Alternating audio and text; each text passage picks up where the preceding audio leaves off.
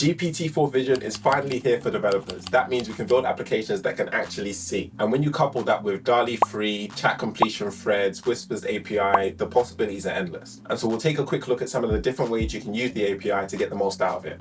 Let's go. And so if we open up this brand new Jupyter notebook, first thing we can do is rename it to GPT Vision, and then we can start by installing some dependencies. And the main dependency we want to install is OpenAI. And so we'll do pip install OpenAI, and as you can see, I've already got that installed. And next we can import some libraries. So the main library we actually need is OpenAI's, but we'll also import the operating system, base64, requests, and then pill for images as well, so we can display some images. We won't use all of them straight away, but we'll use more and more as the examples get more and more complicated. And that brings us on to our first example, using GPT Vision to chat with images based on a URL. And so this is new, but let's highlight a few resources out there. So we've got GPT Vision's documentation, which comes with a few quick start examples, etc. And this is nice for getting started. And we also have the API reference. And if you select image input, you can actually see what's required when making a request to GPT-4 Vision Preview. Now the documentation isn't perfect, and you can see that because the response object is still saying GPT 3.5 Turbo. This is not the correct response for the image input. And so heading back over to our code, the first thing we want to do is define the messages. Now, for anyone who's worked with the API before, this looks similar. However, there is a couple differences. Role and content would usually just be string-based, like so, and therefore messages would just be an array of objects with really simple key value pairs. However, a key distinction here is that now there's this type section, which you specify as either text or image URL, and the value of type becomes the key for the next parameter. And so the text type has a text key and the image URL type has an image URL key. Aside from that, it's largely similar to before, and what we'll do is add in a chat completion. And so the key thing is to put in the GPT-4 Vision preview for the model type, but because it's preview, just remember it's not actually fit for production just yet. Aside from that, we add the messages, the temperature, and the maximum number of tokens we want to use for this completion. And what we're asking for it to do is to explain the contents of the image at this URL, where I found a random Google image of a man and his dog.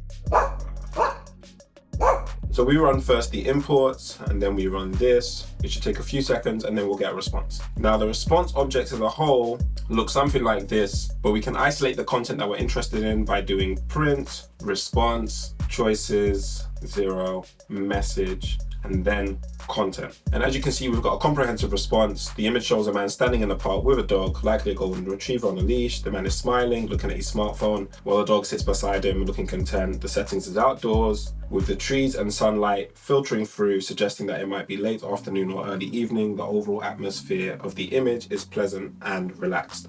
Perfect. Looks really good. And a really accurate depiction of what's actually going on in the image. Perfect. Now, if we wanted to turn this Q&A into a conversation, we could just append on this response alongside our new prompt. And first, we could do that by just isolating the entire message, which gives us output in the correct message format. So we can append that directly onto messages with messages.append. And next, we need to append on a new prompt, which will follow a similar format to this at the top. And so we can do messages.append, but this time we can remove this object and also change the text to be a new prompt. For example, why do you think that's the breed? Oops, that should be a parenthesis. Good. So now we've got messages appended on in the way that we expect them to be. Now all we need to do is rerun this same kind of response completion that we ran before. And we can do that here. And this time I'll change the number of tokens to 200. And if we run that, we eventually get a response. Perfect. And so if we take this code again and print the response, we can see it says, I suggested that the dog might be a golden retriever, so it remembers what it had said previously, as you can see, and says based on several visible characteristics, and it mentions the coat color, the body size, the coat texture, the head shape, the ears, and the tail, right? And goes into some detail for each of those, which is perfect. And just like that, you can have a conversation based on the contents of an image with AI, which is brilliant. Now, what would you do if the image was not based on a URL, but a file that you had and wanted to upload? Well, we can do this as well. So here I have a .m file with my OpenAI key set up at the root of my project. And obviously that wasn't my actual API key, but you'd replace it with a real API key. Then I have within my data folder, I have this image of a young woman sitting at a laptop, .jpeg, which I've referenced here. Let me just take 5 seconds to say I hope you're enjoying the video. And if you are, please do make sure you like, share, and subscribe. Cheers. Now, the first thing we need to do is actually encode the image. Now, this function might look a little bit complicated, but it's really straightforward. First thing it does is read the file in as binary. So it takes the image file and reads it in as 0s and 1s so that the computer can understand it. Next, it encodes this read in image with B64 encoding. And really, this base64 encoding is making these 0s and 1s more text friendly. And then finally, we decode it using UTF-8, which puts it in more universally acceptable, human readable kind of strings. And so now that we've got that function, the first thing we can do is encode the image file, and then we can set up the headers and the payload. And so the headers is really just passing in the API key that we specified up above. So the payload, similar to before, is passing in the model, GPT-4 Vision Preview, the messages, which is in a similar format to before. However, this time we're asking what is in this image, which is text type, and the image URL is using the base64 encoded string that we've created. And then finally, we also pass in the maximum number of tokens, which is set at 400. Now, the final thing to do is to make a post request. And we can do this by doing response equals request.post, and we can send that to the OpenAI endpoint with headers set and JSON set to payload. And if we run this, that should take a bit of time, and that should eventually complete. And if we were to try and print response, we'd get this. So we need to put .json in parentheses, and we get the response object. Now, the image itself is this kind of pop art comic book style of a young woman sitting at a laptop. And as we can see, the response is very accurate. The illustrated image features a casually dressed young woman sitting comfortably in a chair with her legs crossed. She's smiling, using a laptop with it resting on her lap. She's wearing a white t-shirt, white pants, etc., etc. And it even specifies that it's got like neon-like line art that suggests shapes of buildings and other structures, hinting at a stylized city map, etc., etc. And that's great. Now let's make a slightly more complicated example. How would we chat with multiple images coming from URLs online as well as file uploads? Well, we can do another example going through that. And so similar to before, we can set the young woman sitting at a laptop in a JPEG, and we can also have an image of a robot sitting at a laptop as such, some of my wonderful AI generated work. And finally, we can also point to this image that I found online of a man sitting at a laptop.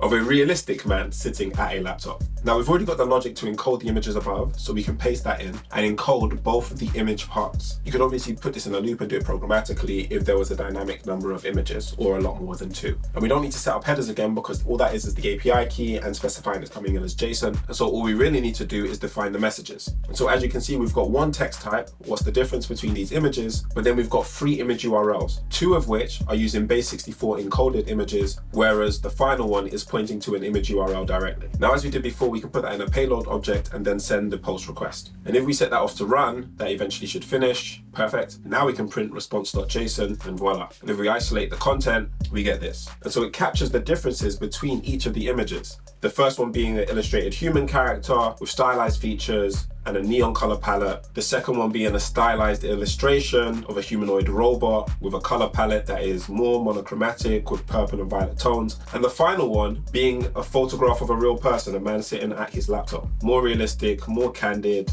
natural color scheme, everyday environment. And now that we can use the API to see images, how can we make that interact with DALL-E 3 to now create new images? Well, if we wanted to make it interact with DALL-E 3, first we want to append onto this messages object. And so to do that, first we'll append on the previous response and then our new prompt. So we append on the previous messages and then we'll create a new prompt. And the prompt is simple. You create prompts for an image generation tool like DALL-E 3, give a single prompt required to make the third image into the artistic style of the others from scratch. Make sure you're highly descriptive so that it's as close as possible. And so we'll append this message on and then we'll send the chat completion. And if we wait for that to complete, now we can print the response and you can see you've got a really thorough and detailed description. And all we need to do to run that through DALL-E is to use OpenAI image.create, specify the model as DALL-E 3, and then the prompt as the previous response. And then we can just specify we want one image and we can set that off to run. That shouldn't take too long. Great. And now we can just do response. And as you can see, there's the revised prompt that it reworked itself, as well as the URL. And as you can see, it's actually redone the image in a style that is an interesting blend of the previous 2 images. So if we wanted to download that, we would just specify the path, highlight the URL, and then use request.get to retrieve the image. Then we can write the image to file. And if we go into data, we should be able to see DALL-E 3 neon man.png. And now that we've got the file, we can just display the image as such. And just like that, we've got GPT Vision interpreting multiple images from different sources and using that information to recreate new images in DALL-E 3.